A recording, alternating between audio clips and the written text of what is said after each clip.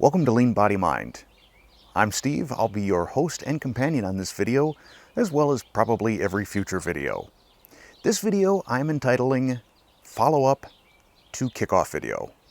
Yeah, that's it. Follow-up to Kickoff Video. Pretty clever, huh? It's my follow-up to the Kickoff video. The purpose of this video is really to kind of give you a heads up of what to expect over the upcoming weeks as we ramp up this channel. First thing we need to talk about, though, is money. And no, I don't need any money from you, but there is a way that you can help me get my channel monetized more quickly. You've already done the first step. You've subscribed. I need to have 1,000 subscribers. That's one of the criteria to monetize. And you got me there on the first day. So thank you, the first 1,000, and thank you, the second 1,000, and thank you, anybody who subscribes. I appreciate it. The next criteria to get monetized is I need 4,000 hours of total view time. That one takes a little bit more work. I figure on one extreme, I could just make a single 1,000-hour video and then just 4 of you watch it. But that feels like a lot of work for all 5 of us. So instead, what I'm going to try and do is create, I'm thinking 8 to 10 hours of content that then all of you will watch, hopefully, maybe even twice if you really want to help me out. And then we're there. We're at 4,000 and life is great. Now, the reason monetization is important, obviously, is I'm going to be doing basically twice the work now, having 2 channels, and getting paid only once for twice the work is nothing any of us want to do. So we're going to get there, but to get there fairly quickly, I can't do short form videos. I can't do little quick kitchen hack videos that are 3 minutes long. Those are coming, and I'll talk about some of the things that are coming in a few minutes here. But initially, what we're going to need is more of the longer form type of videos, which generally is going to involve me talking. Some of it is going to feel sort of podcasty, I hope. But I'm just going to grab my list here. I think one of the next videos will be about me, just giving you more of my history. Now, I'm sure a number of you watched my transition video series on the Serious Keto channel. I had to think about what my other channel was named. So the transition, yeah, it was transition, not transformation, whatever. Anyhow, the 6-part series that I did about how I had kind of hit rock bottom and then my weight loss journey, my discovery of keto, etc. But that's really just a tiny sliver of my life, and I'd really like to give you more of what got me into continuous improvement, and then my philosophies on continuous improvement and how I taught, and some of my accomplishments over the course of 15, 20 years in that field. I also plan on doing a couple of videos that are primers on continuous improvement. Predominantly, there'll be one on Six Sigma. So what is Six Sigma? What's all that about? And then the other is about lean. And there are 2 complementary methodologies, and there will be terms that I use, I think, in future videos. I try to avoid the Japanese terms just because when I teach, I always want to make it feel as accessible and natural as possible. So there will still be some terms that I use that might be a little bit unfamiliar, which is why I want to cover these primers. And like I said, those will be a lot of me talking. If I can figure out some screen capture software, there will maybe be some PowerPoint presentations that I've created for my consulting business that I'll share. But trust me, it's not your average boring PowerPoint presentation. I try and pride myself on being a fairly interesting teacher. I also foresee me doing some videos where I play around with some differing styles. It seems like a popular video style, especially when it's a talking sort of thing, is the person walking around with a selfie stick video. And I'll put one in right here. So watch this. Tell me what you think. Do you like this style? Would you like to see it from time to time? So this is a test using my iPhone and a selfie stick and an external microphone just to see what kind of wind noise we pick up. Incidentally, this is what my hair looks like with no hair product in the sunlight. So you can see how gray I actually am. Anyhow, I hope to do more outside videos. I just think it's kind of fun. What else do I got? Well, you got a little bit of a look at my yard. I got a lot more yard than I've got house. But even yard, it's about, I think I got about 1/4 of an acre in the backyard. Over here, we got some apple trees, apple tree, apple tree, apple tree, apple tree. So what am I going to do with apples now that I'm keto? Probably going to make some apple cider vinegar. That's what I'm thinking. I really want to get into fermentation and making different types of vinegars. We also have over here, that's an army flag, you know, for Connor and Courtney. This is my house. It's relatively small. I mean, about 1/3 of what you see there is a garage. So, kind of matches my kitchen. Not all that big, but cozy. Up in the back there, little US flag. That was my wife's gift to herself for Mother's Day.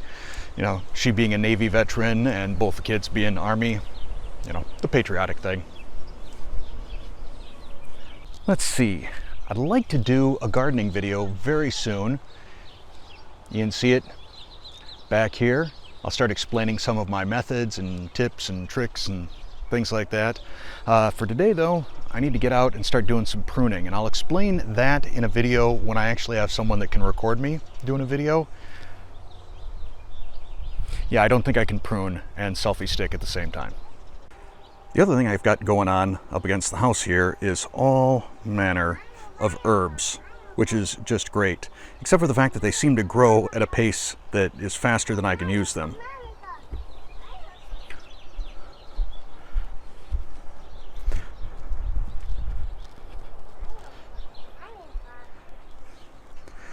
Also, my wife bought some herbs that I'm just not sure how exactly to use, like pineapple sage. So if anyone has used pineapple sage and knows a good recipe for it, let me know. There's some more stuff right there. Basil, chives.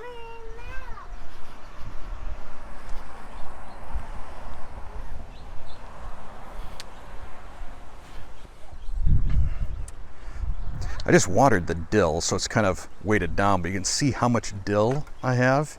Definitely got to do something with the dill. What are you looking for, Colton?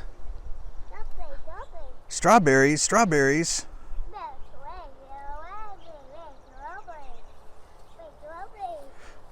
Why don't you eat it and tell me what you think? How is it? Is it yummy? Yummy. Can you look at me and say yummy? What do you think? Colton, are strawberries good? What's better, Colton? Strawberries or steak? I don't know what he said. Steakberry, maybe. Along the south side of my house, which used to get a lot more sun. There's a tree here. I got some tomato berries that are starting to grow. We're already flowering a little bit there, but that needs to get pruned back. Some jalapenos. And then another herb that I have no idea what to do with that my wife bought. It's orange mint. Like, I know what to do with chocolate mint. I know what to do with sweet mint, but not so sure what to do with orange mint. So again, if anybody's used it and has any ideas, let me know. Speaking of herbs, I definitely need to do some harvesting and probably some dehydrating. We're starting to get some things that are getting out of hand here. That can happen pretty rapidly with herbs. I see that the sweet marjoram here, it's already getting ready to flower, which I don't want to have happen. For some reason, whenever I think of sweet marjoram, the song Sweet Caroline comes into my brain. I feel like saying, you know, sweet marjoram, bum, bum, bum. But I got like loads of mint down here. You can't see it, it's off camera. Oh, it smells good. I need to do something with that. Mint just goes berserk. And probably what I need to do is start doing some meal planning specifically around my herbs. One of the topics that I will be doing a video on is meal planning for the sake of optimizing your grocery budget and minimizing waste.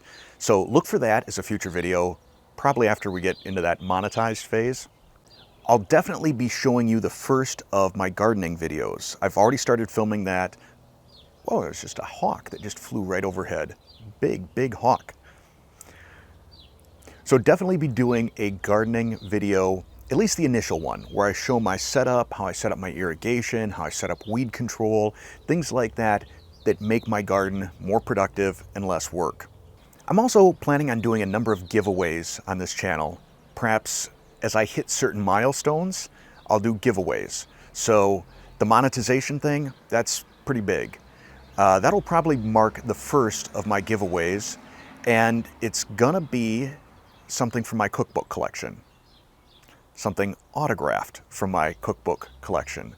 I have a few cookbooks that they're not keto cookbooks, so bear that in mind, but fairly famous chefs or TV personalities, hope I'm not giving too much away, and they're autographed, and I would like to give them to you, the people that helped make this channel.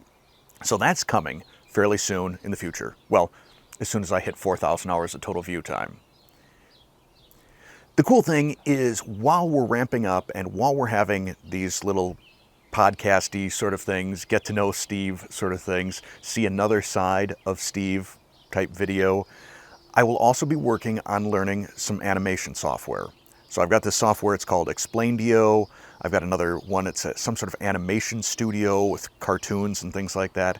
I just find that as you're teaching, the more entertaining and engaging you are, the more aesthetically pleasing the material is, the more people learn. I have a slide somewhere that I created in one of my presentations for one of my classes about the pace at which adults learn and how quickly they lose interest versus children. It's amazing because I've also done some teaching for children, and you can keep their attention for a long time. It's amazing. You throw in, I find if it's boys, you throw in some sort of an Xbox or PlayStation reference and you're suddenly super cool. You've totally got their attention. And since I'm better, with my son than I am with Courtney now, well, now better with her, but she's more interested in the cooking and things like that. But yeah, I always found that the secret when I'm teaching boys, it was either like talking about Pokemon, or talking about video games. And suddenly, you're not just another grown-up, you're a cool dude, and you've got their attention. For grown-ups though, man, it's a lot more difficult, and it's gotten way more difficult since when I started teaching. Because when I started teaching, we didn't have these. In fact, when I started, it was rare that anyone had a laptop when they came into my class. And now, everybody's got a laptop. Everybody then had Blackberries, that was like the next phase, and then we started getting into smartphones. And then we started hitting a generation of employees that I would teach that were millennials, and they just felt it was natural to always have a laptop open and be doing two different things. They're out on social media while sort of paying attention to me. That started getting frustrating as a teacher. But you start learning little tricks like how often do we need to take breaks? How often do we need to do activities? How can I engage my audience better? And that'll probably be a topic too that I do in one of these talking videos. So some of my strategies for presentations and presentation skills and education, I think probably change management is going to be a topic that I cover as well. So influencing skills, how to influence change. So I think there's a lot of fun stuff coming up. I don't know, maybe that makes me geeky, that I consider all this stuff fun. But be prepared for a lot of that, a number of just talky videos like this that you can treat as podcast number 2 on any given week. It's you and me enjoying some coffee. Got my coffee here. And wherever possible, I'll be shooting outdoors. It can be kind of tricky. You never really know what you're going to get weather-wise here in Wisconsin, southeast Wisconsin. Some days insanely hot, some days kind of cool. It seems like it's almost always crazy windy. This is one of the rare days that the wind is not blowing so hard that it would be affecting my microphone. So, gonna be kind of contingent on the weather lots of times as to where I shoot. I've also been, as I get up in the morning and do my early morning walks, I've been scouting out some locations. There's a new park about half mile that way, And there's a half-mile walking or running path around it. And in the center, there are a lot of just big open areas. I think a lot of it used to be sort of swampy. There's a lot of drainage that's been done, but there are some wide open areas that I think I can go way to the back of and set up my camera and be far enough away from the walking path that I'm not disturbing anyone and they're not disturbing me. And you just see a whole bunch of nature behind me. So expect more of those. But I think that's about it for this follow-up to the kickoff. Hopefully I'll come up with a more clever title for video number 3, and I really appreciate you watching this. It's helping me get to that 4,000 hour thing. In fact, if you want to watch it a few times, knock yourself out. Well, you don't even have to watch it. Just hit play again and go take a nap. Unless my voice puts you to sleep, and then sit there and take a nap. Anyhow, thanks for watching.